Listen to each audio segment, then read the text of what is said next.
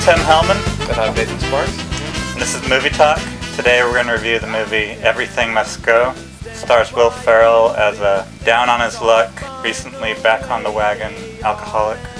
He gets fired from his job and dumped by his wife the same day.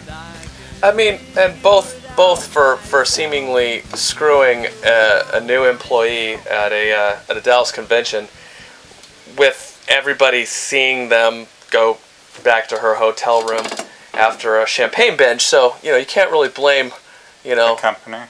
You can't really blame the company or the wife. And she locks him out of his house and puts all his stuff on his lawn, so he ends up sleeping there and staying there with his stuff because he has nowhere else to go, basically. And he befriends a local neighborhood kid and a new neighbor across the street. And the kid's played by C.J. Wallace, Christopher Wallace, the son of the Notorious B.I.G. The kid was? Yeah. He's the son of Notorious B.I.G.? That's right. I think it's his second movie. Oh, I didn't know that. Yeah. So what do you think of the movie? It was good. It wasn't predictable at all. I mean, I never felt like... You knew where it was going. I knew where it was going. And, most movies, even if you're wrong, you have a guess. Yeah, you're just wrong. You're just wrong sometimes. The director's keeping you guessing. But, I mean, is it believable? Did you believe that Will Ferrell, could be this Nick Halsey guy? I mean, yeah, he drank the beer like he was serious. The PBR plays a central role in this film. I'm wondering if Pabst... I really believed he was an alcoholic. Yeah. Oh, yeah. He pulled that off. That part he pulled off, but I mean, if you're... The down and out part, though, I mean, if that much happens to you, I mean, it seems like your emotions... I mean, would anybody really just stay in their front yard for 5 days? So what about Laura Dern as Delilah, the love interest from high school? That was a little bizarre, wasn't it? Barely in it, but yeah. Barely in it, but I had no idea where that was going. Yeah, I had no idea where that was going either. And it didn't really go anywhere. I enjoyed it though. I enjoyed the movie. Yeah. I enjoyed watching Will Ferrell because I had a sense of anticipation. I wanted to know what was going to happen next. Mm-hmm. You kind of like Will Ferrell until he's a total prick to the pregnant hottie across the street, right? Yeah. But usually characters have their low point in some movies. I think that's... But the whole movie was a low point, right? I know, but their ultimate low point where they sink, that's usually comes at the beginning of the third act. And where everything has to get to its slowest point before it can get better at the end. Sure, but I mean, that's the formula for all movies. But the woman, though, I mean, a woman, when you treat her that bad, and she cries. I mean, so there's a pregnant woman who barely knows him, who goes across the street as he's going through withdrawals, and gives him some Valium and some water in the middle of the night, and he basically... Does that really work for withdrawals? I don't know. I've never heard of that. I'm sure it would help. Yeah. I don't know. Huh. But if you're that much of a prick to someone, he made her cry, which is reasonable. Why? Sometimes you can't help making. But why would she ever be nice to him again, though? I mean, I just don't. I don't. You've never made Amanda cry? Wasn't she? Have I made you cry before? Yeah, I've made her cry.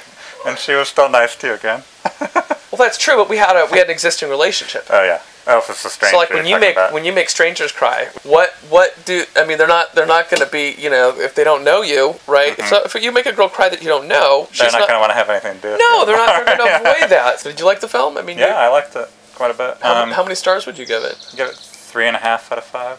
3.5 out of 5. What are you going to go with? Out of 5, I'd give it 4. 4? Yeah, I really liked it. Okay. I felt altered when I left the movie theater.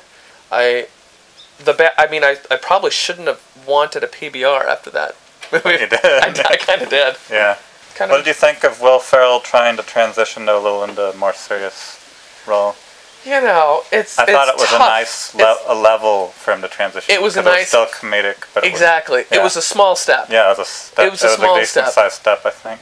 It was a small step. I mean, it was a big step from Elf, but probably. But a minor step. But a minor step from like Anchorman, or Pretty big step from Anchorman still. But he's done. Alcoholic jerk. Right. What would you do if you were locked out? Amanda wouldn't let you in and you had to stay out here?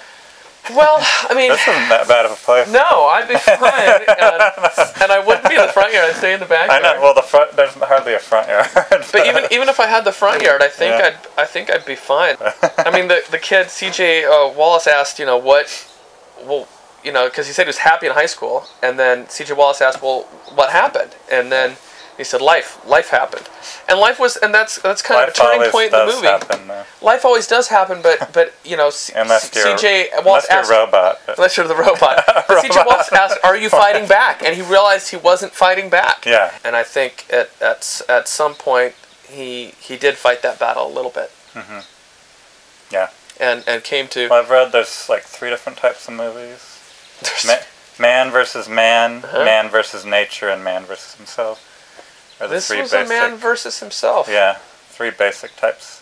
And maybe a little bit of nature, because, I mean, alcoholism is... Staying on the lawn. The sprinkler attacked him every morning. Nature of his front yard. And I want to know how the lampshade got off the sprinkler every morning. Oh, yeah. It would wake him up again. $8? Is it $8 to see a movie? Do you want to talk about the balloon landing?